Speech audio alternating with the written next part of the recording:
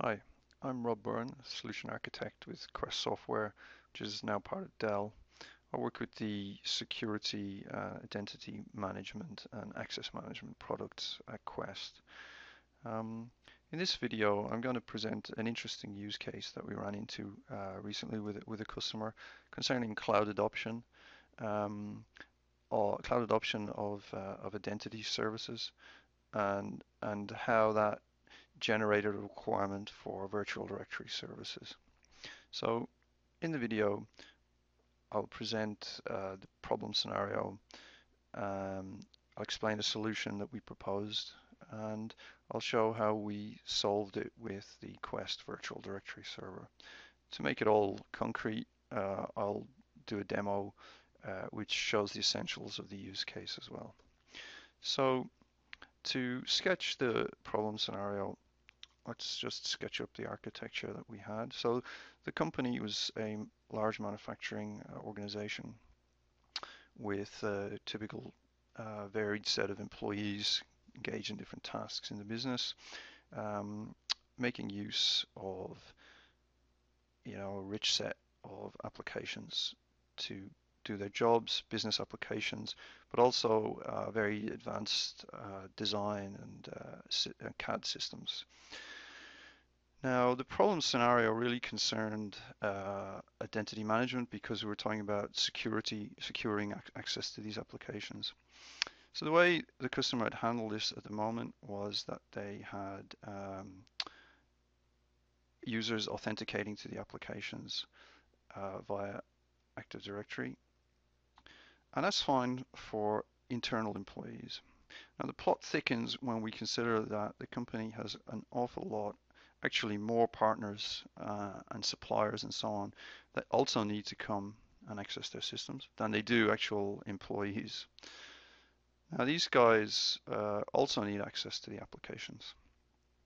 And the customer had actually done the right thing architecturally in a lot of ways because they had made use of a cloud identity service provider where the suppliers would maintain those identities. Now, what this means is that they would maintain, let's just sketch that, they would maintain their identities in the cloud, which is fine because that means that they're now in a position that the customer has offloaded the responsibility of the management for those identities and the security thereof to a cloud provider, and that's as it should be. The problem is that these applications are not necessarily cloud aware. They don't know about SAML. Mostly they're using LDAP, some Radius, and even some SQL and flat file repositories for authentication. So how are we going to handle those applications who don't know about this cloud repository? Well, the solution the customer had put in place for the moment was to say, okay, well, they know about LDAP, so let's sync those identities down to an LDAP. Let's just sketch that, sync the identities down, and then the application, oops, the application would authenticate against that repository. Now, as a solution, that's fine. Sync has an honorable tradition. It can be appropriate to deploy it in some circumstances to solve problems of this form. However, for the customer in this case, it really wasn't working out too well. There were operational difficulties maintaining the sync and having it work, and really they were not happy with it and they were looking for another solution. Now, we did discuss various solutions that we could use. Could we use a secure launching platform for externals who need to get access to the systems? Could we leverage virtual directory, virtual infrastructure technology to perhaps secure it that way? But really, the solution that we said was that rather than having a sync solution, we certainly need to get rid of this because this is causing too many problems. Rather than having a sync solution, what would probably be architecturally more appropriate would be to have a virtual Directory solution, where the applications would authenticate to the directory, to the virtual directory, and then the virtual directory hub would take responsibility for routing the authentication decision appropriately, either to the Active Directory on-premise or to the cloud. Now, what that means is the authentication can go both ways. It can go to LDAP or it can go to HTTP, and depending on the interface provided, it could be REST, it could be web service, it could be some kind of HTTP-based solution on the cloud. So can we put such a hub in place? So we were able to propose to the customer to use Quest Virtual Directory server to do this and to do the routing of the authentication requests as they would like. So that's fine. Quest Virtual Directory is highly scalable, very nicely architected product, just set up just for this problem. So it seems like an appropriate solution. And what I'd like to do now is do a demo of the essentials of this use case with the product, so you can see concretely what it looks like. So to demo this, I've got a virtual machine, two virtual machines, one running Active Directory, and it's got just users and computers there. It's got a list of users in the Active Directory. And I've also got another LDAP running, the OpenDJ LDAP server, where I've got entries that look like this, user 0, user 1, and so on, deployed just to make it interesting. And then to capture the online use case with the REST API, what I've got is we've written a small REST service where I can list a set of users over HTTP. You can see it in the browser here. And then I can authenticate against that. And I access a URL. It's very simple. And it returns true if the password is true.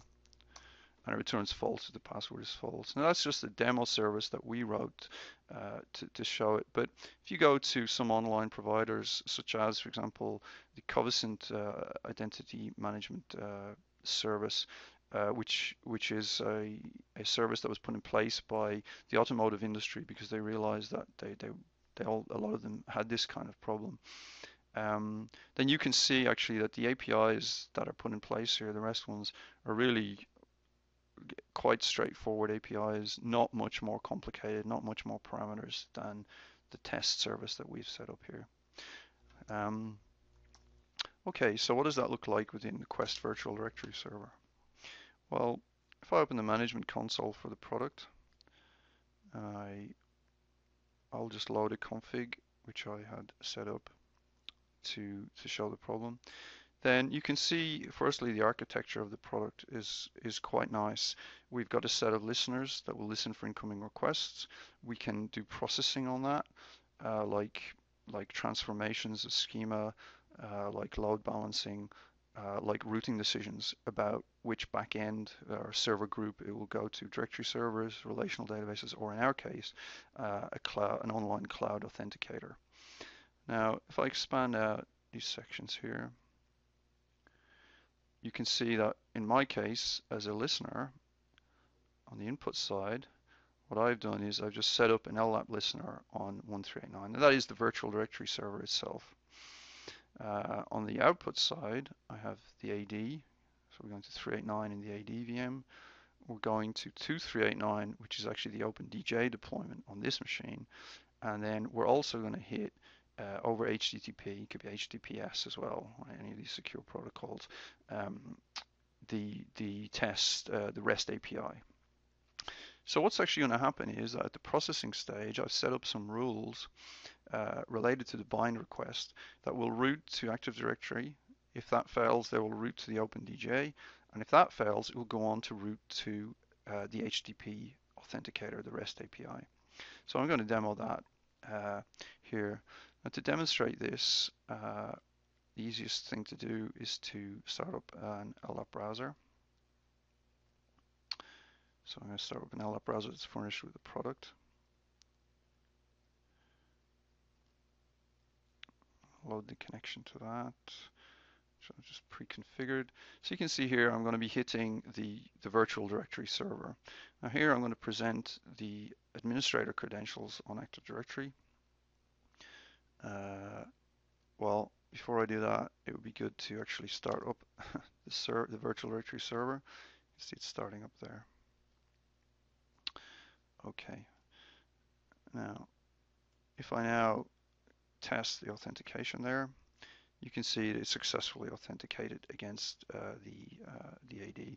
If I just to show the opposite case, you can see that 49 there, invalid credentials, is failing to authenticate because the password's wrong. So it really is hitting the AD to do the authentication.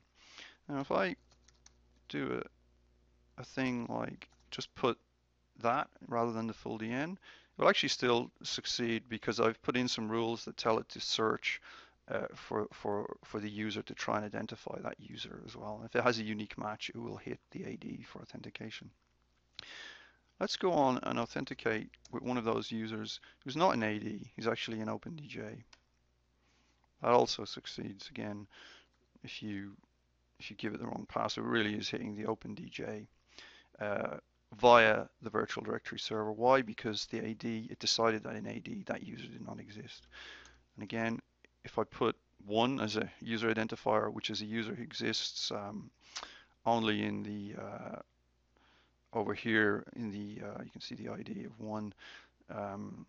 It only exists over in the HTTP repository. Then for that user, oops, it's the wrong password. That user, he's authenticating against HTTP. You can see I have verbose logging turned on here, and you can see it. Oops. You can see it. You can see it actually hitting the HTTP repository in the background. So that's the that really concludes the demo. What we have, if I show, is some routing rules here, which make the decision about which repository to go to. We can actually open up the script here, and you can see it's there's some that's the set of rules here.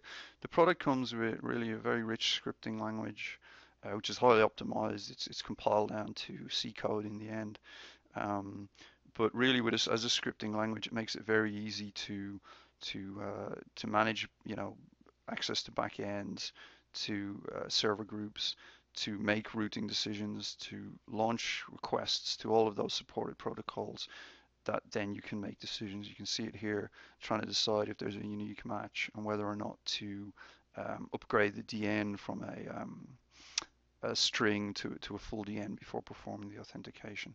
And the product is set up that way. Now, the product will also do more basic kinds of things like merging trees, and that would be rather a pure configuration rather than a scripting exercise. So that really completes the demo. And just to recap on what we did, we deployed the Quest virtual directory server to act as a routing hub for authentication decisions, and it will either route them to an Active Directory or to a cloud-based authenticator.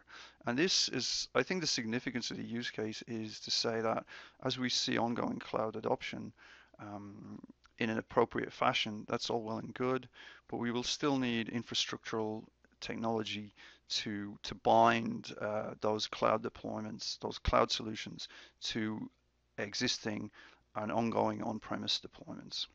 So that concludes the presentation, and thank you for your time. I hope you found the presentation useful.